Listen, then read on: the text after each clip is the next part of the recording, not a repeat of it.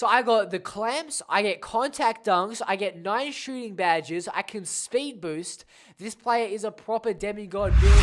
Yo guys, what is good? It's your favorite Supreme leader, Cameron.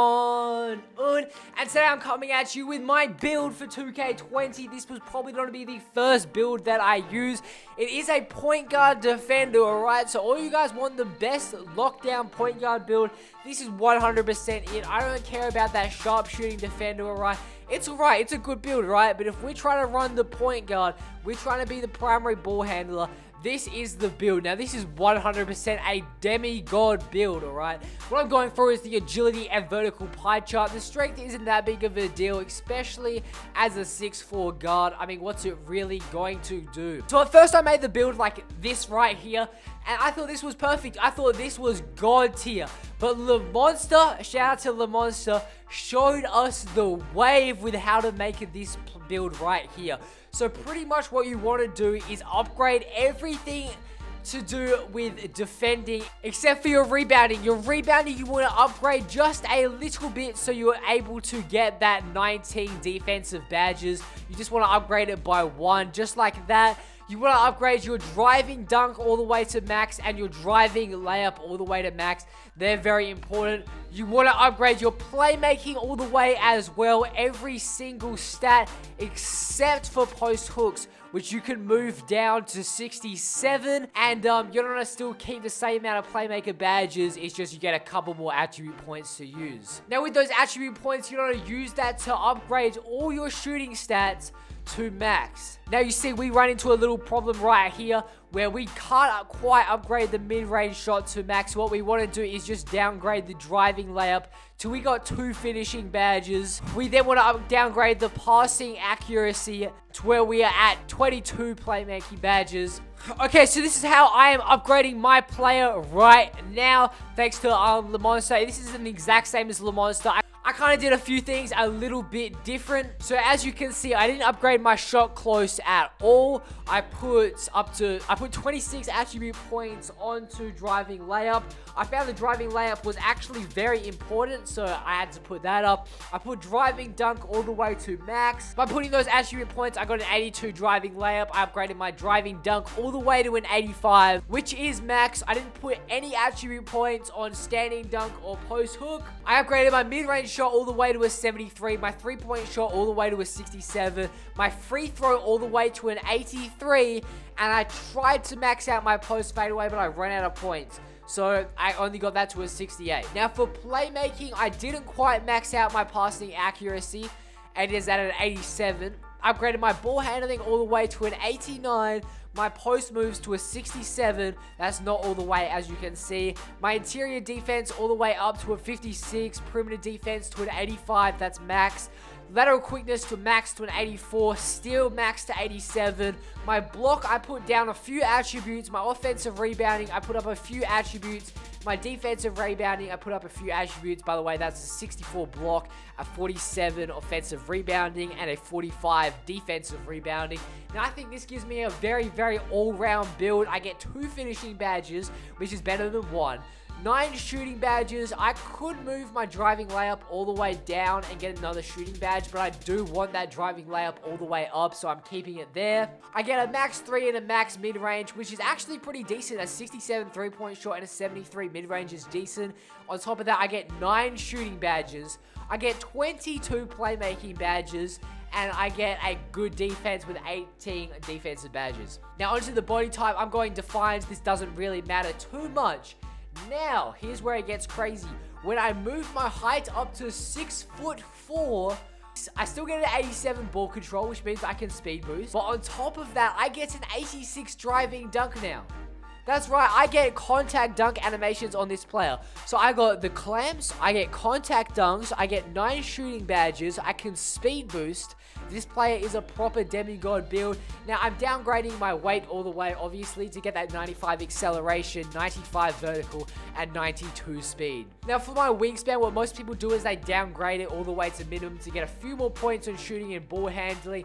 But instead, what I did was I actually moved it up by 2 points to 82.4. Now, 82.4, I only lose 1 point on my 3-point shot. I lose 1 point on my ball control.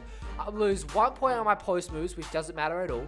I get 1+ steal, 1+ block, and my mid-range is still a 71. My 3-point shots are 66. The difference is having that long wingspan does make a big difference on defense. I noticed I had a player where I maxed it out, and I had a player where I had like a default wingspan. That maximum wingspan makes such a difference. So that's what you're kind of aiming for, that maximum wingspan. But obviously, to be able to speed boost, we need an 82.4 wingspan. Now, which takeover you choose is going to make a difference to what it names you, but I don't really care what it's naming me, to be honest.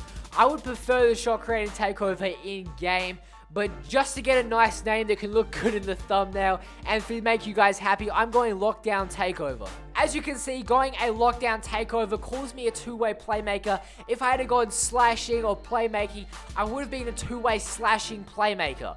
Normally I would go shot creating. That's the best way to get a lot of points. Shot creating is a lot more fun. You can change it throughout the real game. So normally I'd probably put shot creating, or maybe I'd keep it defensive, or maybe I'd go playmaking. To the defensive badges, what I want to upgrade is clamps to gold, okay? Most people go, put clamps Hall of Fame, oh my god, you're doing it wrong. But no, I want it gold. I'm putting defensive leader gold. This is going to help my teammates play defense. It's going to be very, very good for Park. It's an insane badge. Intimidator Hall of Fame is pretty much defensive stopper. Hall of Fame pickpocket, you need to get those steals. We're going gold tireless scorer. Now, here's the problem, alright? I want a few more badges. So to get those few more badges, I'm actually going to downgrade all these things to gold. And instead, we're going to put one on pogo stick, we're going to put one on pick dodger, and one on rim protector. Now, these badges are very, very all-rounded. You know, you get clamps, you get defensive leader, you get intimidator, you get pick dodger, you get tireless scorer gold. All those badges gold are going to help you out a lot. Now, playmaking. Playmaking, I actually tried out a player that didn't have ankle breaker at all, and I was still kind of breaking ankles. So to do that, I'm getting quick step, first step, Hall of Fame, and Space Creator Silver. They're two very, very good badges. Now, Floor General to me is a must to put on at least gold. Diamond, I'm putting on gold. When the actual game comes out, we may move these up to Hall of Fame. But handles for days, I'm putting gold. I'm putting tighter handles on gold as well. We're putting ankle breaker on gold. And here's where the choice comes out. Do we go downhill? Do we go needle threader? Or do we go stop and go? Now, needle threader is a passing badge. Stop and go is going to help me get a little more speed. But downhill is an overpowered badge on transition. So we're going to go downhill. Now, we actually get 9 shooting badges on this build. My first thing I got to upgrade is difficult shots to gold. Quick draw I have to put on bronze. It seems like a very, very good badge. Now, steady shooter we're putting on bronze. It gives us a slight boost. 2 open shots. Flexible release we're also putting on silver, actually. We're putting flexible release on silver.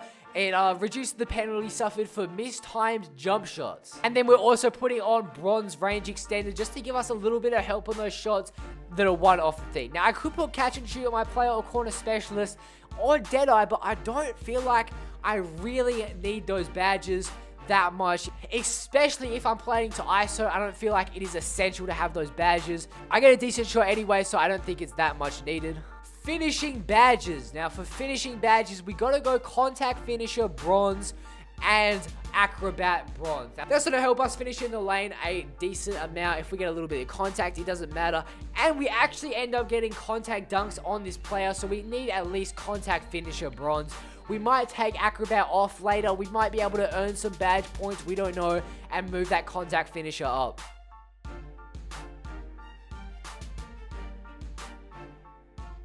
Overall, I really like this build. It seems like a really good build. It can do a lot of things. As I said, we get contact dunks, we can speed boost, we can pretty much do everything. That Hall of Fame quick step is an absolute must. It makes you go so quickly. It's crazy. It's probably one of the best badges in the game, if not the best badge in the game.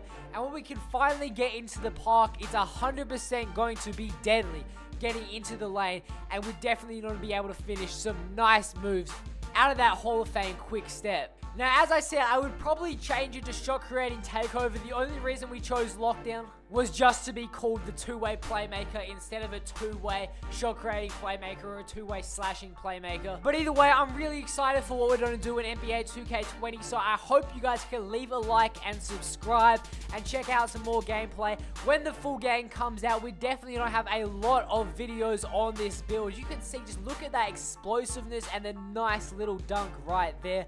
We can't change your animation, so we're going to see how we play when the full game comes out. But as I said, please leave a like and subscribe, and I'm out. See ya.